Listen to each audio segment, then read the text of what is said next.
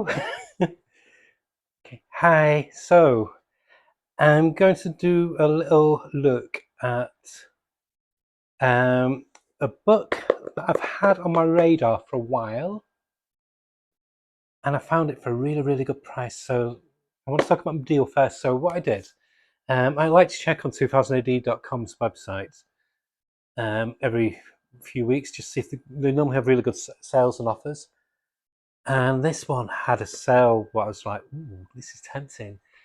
So they've got a special offer on quite a lot of the titles in what they call the Treasure of British Comics, which like where they've basically gone into the vaults and they've done these really nice, handsome graphic novel collections of classic British comic strips from the 60s, 70s, 80s, and so on, of strips that weren't in 2000 AD, but in other comics like Valiant, Lion, Battle, etc.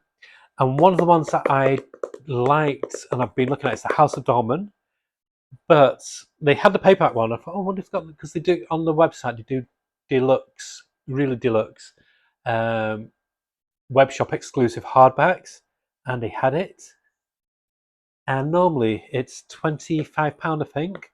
Um, I got it £4, something or other, and with postage, it came to about £9.20 in total. So I made a saving about £15, and this is it. Gorgeous Chris Weston cover, really high quality, thick hardback. I can see right through there. Nice little eye. Stitch binding there, so it's glued and stitch binding at the same time. So this was a strip from the 60s and 70s, and made a few little appearances in summer specials, etc., in the early 80s. I think it originally, yeah, it started off in Valiant. So the ones that are showing in here are from Valiant Comic October 1966 to May 1967, and Valiant Summer Special 1980. The writer is Tom Tully, and the artist is Eric Bradbury. Now, like with a lot of American comic artists, what I've said recently, as I got older, I've come to really appreciate them and love them. Like, for example, Jim Aparo, I adore. I think his Batman's one of my favorite Batmans now, and I hated him back when I was young, when I was reading the comics as they came out, because all his characters always look like Jim Rockford from the Rockford Files. But now I just adore him, and it's the same with Eric Bradbury. He was basically like the British version of Jim Aparo. There's a nice little introduction there from Simon Thurman, who did the UK Transformers. This this shows you some of the dolls. So basically, what Dolman was, it's the weirdest superhero ever. Trust me. He was. I'm laughing now, just trying how to explain Dolman. So this is Dolman here.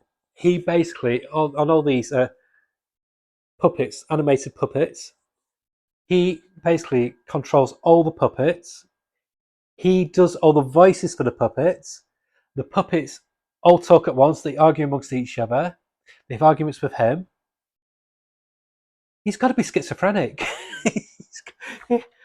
They never explain how he does it, or is because it seems like the writer forgets later on if he is actually the ventriloquist of all the dummies, or if they've got lives of their own. It's this weird grey area, and you like kind of like in the end just leave it for yourself to decide. But the artwork is just wonderful. It's on this really thick matte paper, so there's no shine to it. So the blacks really come through nicely. Don't get that horrible glare. But the characters are just so fascinating. It's one of the oddest strips ever, and it's always appeals to me when I saw it in annuals when I was a kid. And now I've got the stories, and I'm so happy. This will be on my next list after I finish Charlie's War, which is Chef's Kiss.